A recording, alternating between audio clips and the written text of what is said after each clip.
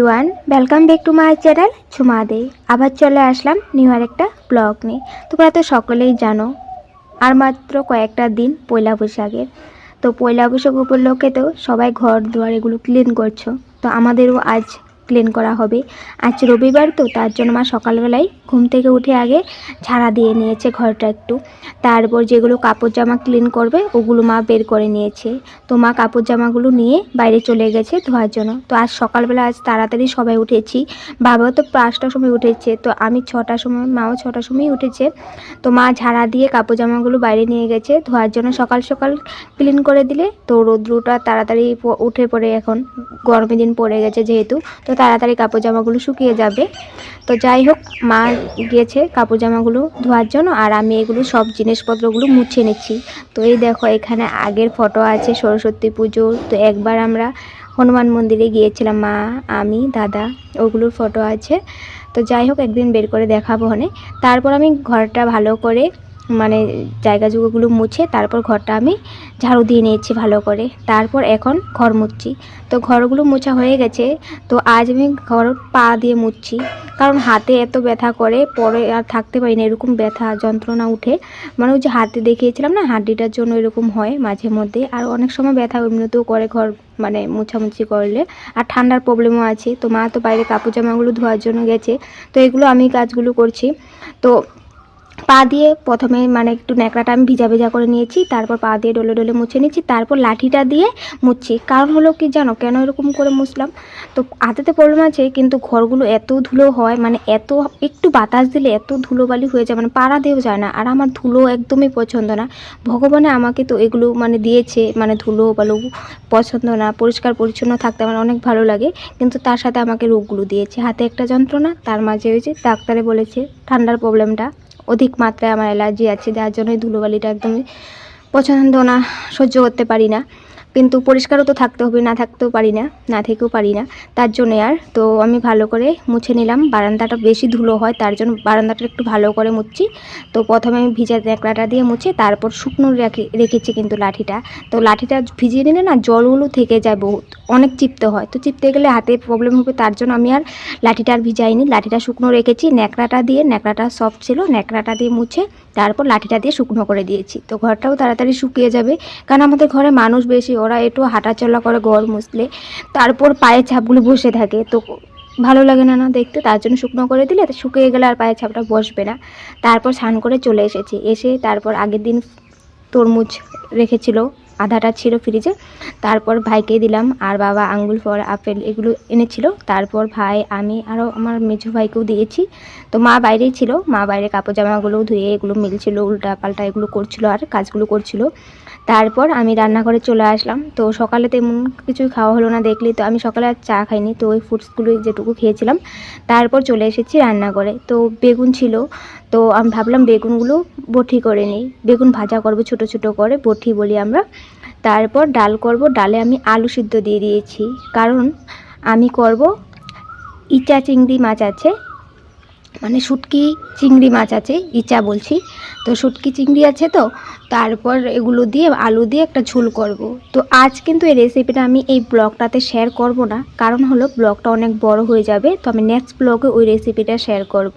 তো আজ আমি দুটো রেসিপি তোমাদের সাথে শেয়ার করছি। ডাল তো করছিই, তো এখন আমি ভাজা করছি, হলো বেগুন বটিটা যে করব ওটার জন্য করছি।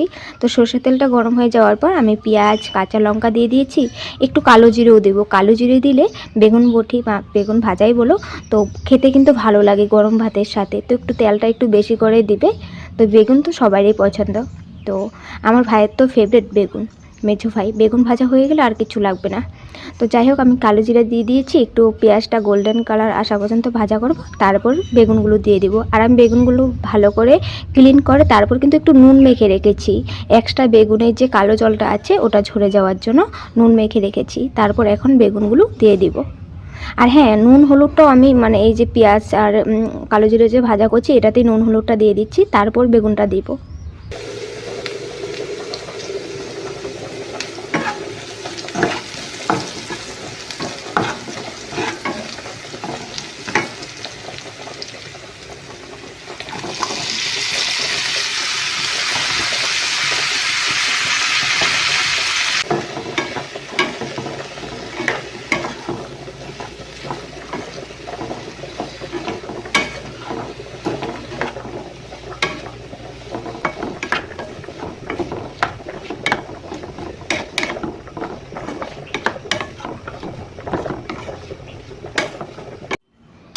ভালো করে নাড়িয়ে চাড়িয়ে বেগুন বটিটা আমি ঢেকে দিয়েছিলাম অল্প সময়ের জন্য, বেশি টাইম রাখবে না কিন্তু, তবে যে গলে যাবে বেগুনগুলো।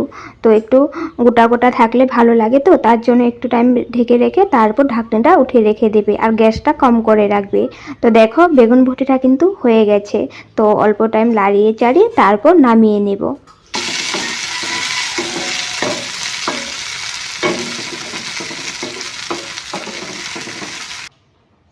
এখন আমি করব টমেটো পোড়া মাখা। তো তোমরা তো জানোই আমাদের কারখানা ঘর আছে, তো বড় একটা উনুন আছে। তো ওই উনুনে 4টা টমেটো গিয়ে আমি পোড়া দিয়েছিলাম, তারপর এখন নিয়ে আসলাম। তো সকাল পর্যন্ত আগুন থাকে, কারণ হলো রাত্রি অনেক রাত্রি পর্যন্ত কাজ করে, তো তার জন্য কয়লার আগুন তো থাকে। তারপর গিয়ে আমি পোড়া দিয়ে আসলাম। তো সবাই পছন্দ করে কিন্তু পোড়া মাখা করলে, বেগুন পোড়া হোক বা টমেটো পোড়া হোক। তো টমেটো চাটনিতে সবাই পছন্দ করে, টমেটো চাটনি, মিষ্টি চাটনি বানানো হয়, তারপর হলো ঝাল চাটনি বানানো হয় টমেটো দিয়ে, কিন্তু টমেটো পোড়া মাখাটা কমই হয়। তো গ্যাসে পুড়িয়ে মাখতে অনেক সময় লাগে। তো কারখানা ঘরে যেই শুনেছি আগুন আছে, তারপরে গিয়ে আমি তাড়াতাড়ি গিয়ে টমেটোটা পোড়া দিয়ে দিয়েছিলাম। তারপর অনেক সুন্দরভাবে পোড়া হয়েছে। তারপর আমি ঠান্ডা জল নিয়ে ভালো করে উপরটা ক্লিন করে নিয়েছি। ক্লিন করার পর উপরের যে চোকলাটা আছে ওটা সুন্দর করে তুলে নিয়েছি। তোমরা তো দেখছো কি সুন্দরভাবে তুলে গেছে। তারপর এখন আমি পেঁয়াজ দিচ্ছি, নুন দিব, কাঁচা লঙ্কা দেব, বেশি করে সরষের তেল দিব, তারপর মাখা করব। তো তোমরাও কিন্তু এরকমভাবে মাখা করে খেয়ে দেখো, টমেটো মাখা কিন্তু খেতে দারুণ লাগে। তো টমেটোগুলো টক ছিল, তো নুনটা একটু আমি বেশিয়ে দিচ্ছি, কারণ এটা জল বস্তু, তো নুনটা একটু লাগবে। তোমাদের পরিমাণ অনুযায়ী তোমরা দিও। তারপর আমি এখন সরষের তেল দিয়ে দেবো। কাচ্চিঘানি সরষের তেলটা কিন্তু একটু ধাক আছে, তো এই তেলটা দিয়ে মাখা করলে কিন্তু বেশি ভালো লাগে, তার জন্য এই তেলটা আমি বেশি করে দেব।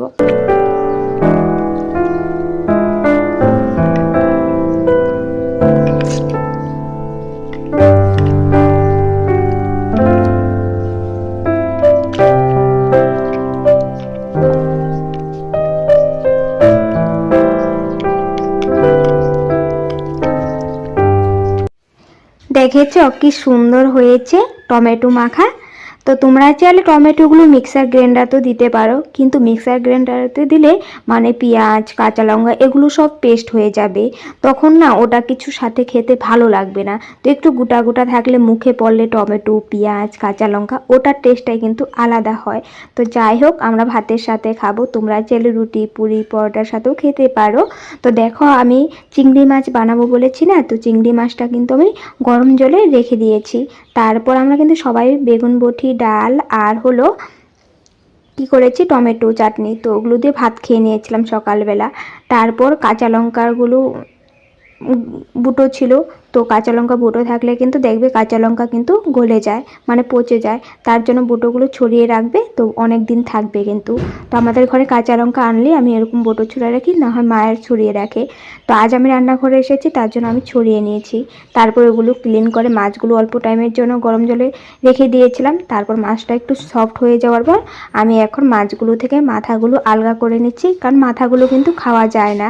তো আলগা করে নিয়ে তারপর মাছগুলো আমি রান্না করব। তো রান্নার রেসিপিটা তো আজ শেয়ার করিনি, কিন্তু ওই যে মাছের মাথাগুলো দেখলে, তো মাছের মাথাগুলো যে আমি বের করেছি এগুলো কিন্তু আমি ফেলে দিচ্ছি না। তো এগুলো চাইলে তোমরা মাছের মাথাগুলো এগুলো তোমরা চাইলে বাটা করে বড়া করেও খেতে পারো।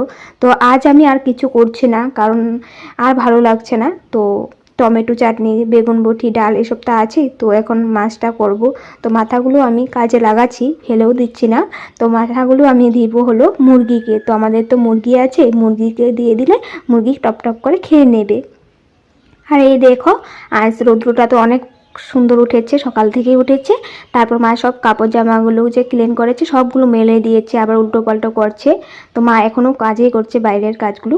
তো এই দেখো এই মুরগাটা কিন্তু আমাদের নয়, আরও একটা মুরগা আছে, 2-3টে মুরগা আসে আমাদের ঘরে, মুরগি আছে তো বান্ধবী বয়ফ্রেন্ড আসে তো যাই হোক, তো আসে, তো আমাদের দুটো না আজ কেন জানি ভিতরে ঢুকে আছে, বেরোচ্ছে না, আমি ডাকছি তো ওটা তো আমাকে দেখে পালাচ্ছে। তারপর অল্প টাইম বাইরেই বসলাম, কারণ রান্না বাড়া তো হয়ে গেছে মানে শুটকি মাছগুলো তো বানাবো, ওটা তো আজ তোমাদের সাথে শেয়ার করছি না। তো খাওয়া দাওয়া হয়ে গেছে সকালে, তো দুপুরেটা একটু দেরি হবে, তার জন্য একটু দেরি করে করলো কোনো ব্যাপার নেই।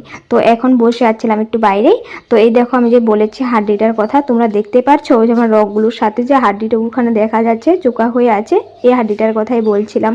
তো যাই হোক, আমি রেসিপিটা নেক্সট ব্লগে তোমাদের সাথে শেয়ার করব। আজ এখানে রাখছি, ভালো লাগে লাইক শেয়ার করে দিও। Bye bye.